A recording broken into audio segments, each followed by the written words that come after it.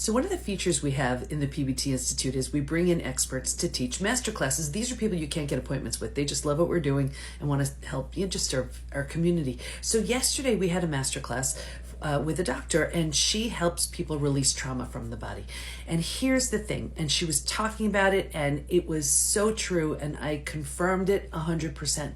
When you only try to release your trauma by talking about it or talk therapy, that's only handling it on one level. And in fact, very often what you're doing is you're solidifying your story, and it's keeping you, it's actually, out of the 5 stages from betrayal to breakthrough, it is keeping you rooted in stage 3. And the more you go up into your mind about it, the more that trauma just stays stuck. Now, I'm not saying you don't need to talk about it. Yes, you do.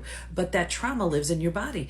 Betrayal is healing from betrayal is a multi-pronged approach. You need to heal it physically, mentally, emotionally, psychologically, spiritually.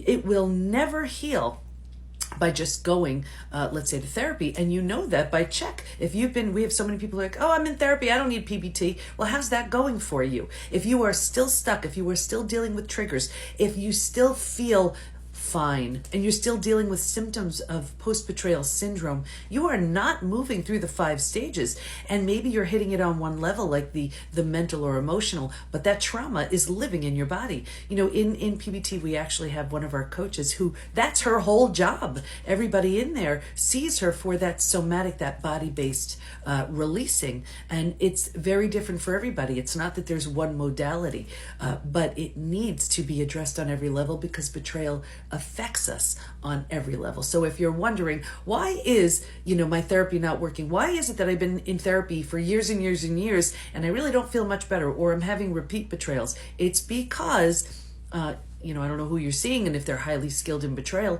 that could be one thing.